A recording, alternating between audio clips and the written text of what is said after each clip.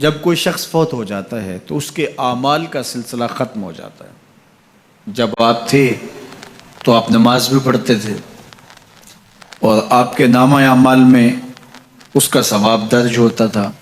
اب آپ چلے گئے دنیا سے تو نمازوں کا سلسلہ ختم ہو گیا۔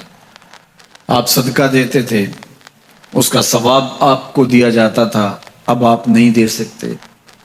آپ تسبیحات کرتے تھے، آپ کسی کی مدد کرتے تھے، آپ لوگوں کو راستہ دکھاتے تھے، راستے میں پڑی ہوئی چیز اٹھا لیتے تھے، کسی پیاسے کو پانی پلا دیتے تھے، کسی بھوکے کو کھانا کھلا دیتے تھے، کسی برہنہ وجود کو لباس دے دیتے تھے، کسی کا بیٹھ کے دکھ سن لیتے تھے، کسی کی مشکل میں کام آ جاتے تھے۔ آپ قرآن مجید کی تلاوت کرتے تھے، حج کرتے تھے، آپ عمر بجا لاتے تھے، لیکن جب موت آئی تو یہ سب کچھ ختم ہو گیا۔ الا من ثلاثہ، لیکن 3 اعمال کا ثواب ہے جو اس کے نامہ اعمال میں درج ہوتا رہتا ہے۔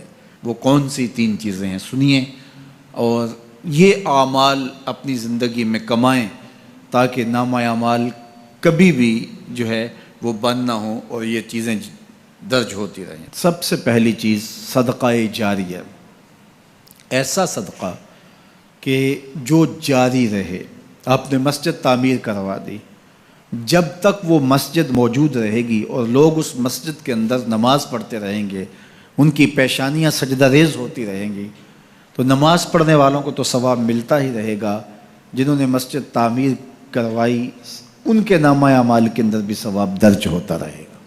صدقہ جاری، مدرسہ تعمیر کروا دیا، آپ نے کوئی ہاسپٹل بنوا دیا، آپ نے انسانی ضرورت کے لیے پانی کا کنواں کھدوا دیا، اور کوئی اور ایسی چیز کہ جو آپ کے بعد بھی جس کا فیض لوگوں تک پہنچتا رہے، وہ فیض رساں چیز جب تک موجود رہے گی اور اس کا فیض لوگوں تک پہنچتا رہے گا تو نامہ اعمال میں ثواب درج ہوتا رہے گا۔ دوسری بات، او علم ینتفع بہ، یا علم جس سے لوگوں کو نفع پہنچتا ہے۔ یہ ایک ایسا کھاتا ہے جو کبھی بھی بند نہیں ہوتا۔ آج میں اگر حضور علیہ السلام کے فرامین آپ کے سامنے رکھ رہا ہوں اور آپ اس کو سن رہے ہیں، اور اللہ توفیق عمل بھی نصیب فرمائے، تو مجھے بتائیے، مجھے تو اس کا ثواب ہو ہی رہا ہے۔ اب جس استاد نے مجھے پڑھایا ہے اور یہ سکھایا ہے، یہ جتنے لوگ سن رہے ہیں سب کا ثواب میرے استاد کے نامہ اعمال میں درج ہو رہا ہے، اور میرے جیسے اور بھی شاگرد ان استادوں کے جو اگر یہ کام کر رہے ہیں تو ان کا ثواب بھی استاد کے کھاتے میں درج۔ اب اس کا ثواب پھر ان کے استاد کے کھاتے میں درج، اور پھر ہمارے استادوں کے جتنے بھی ہم سبق تھے سب کا ثواب ان استادوں کے کھاتے میں درج، اور پھر ان کا ان کے کھاتے میں، اور یہ چلتے چلتے حضرت ابو ہریرہ کے کھاتے میں چلا گیا، اور پھر ان کا ثواب رسول کریم کے کھاتے میں گیا۔ اللہ اکبر۔ تو بات کر رہا تھا کہ اس طرح کھاتے بڑھتے چلے جاتے ہیں اور نامہ اعمال میں ثواب درج ہوتا چلا جاتا ہے۔ او علم ینتفع بہ، ایسا علم جو نفع دیتا ہے۔ او ولد صالح یدعو لہ، تیسری بات، صالح اولاد جو ماں باپ کے لیے دعا کرے، اور ماں باپ کے لیے جب دعاؤں کا سلسلہ اولاد کی جانب سے جاری رہتا ہے تو وہ صدقہ جاریہ ہوتا ہے۔ صالح اولاد ماں باپ کے لیے کبھی بھی دعا ترک نہیں کرتی۔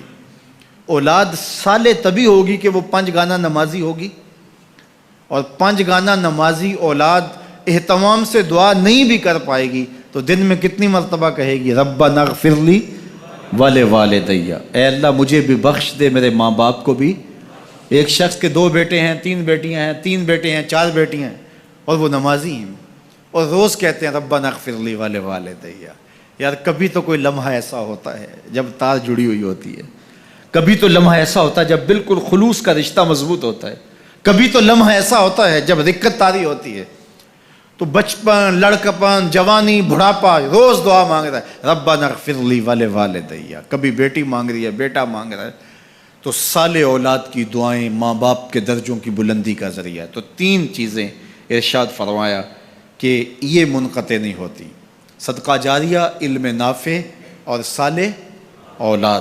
اللہ ہمیں صدقہ جاریہ کی توفیق بھی دے، اور اللہ ہمیں علم نافع سیکھنے اور علم نافع آگے منتقل کرنے کی توفیق بھی دے، اور اللہ جل شانہ ہمیں توفیق عطا کرے کہ ہم اپنی اولاد کی ایسی تربیت کریں کہ کل ہمارے لیے وہ صدقہ جاریہ بنیں، اور ہمارے مرنے کے بعد بھی اور ہماری زندگی میں بھی ہمارے نامہ اعمال میں نیکیوں کے درج ہونے کا سبب و ذریعہ ہو، اور ہمارے لیے دعاؤں کا سلسلہ جاری رہے۔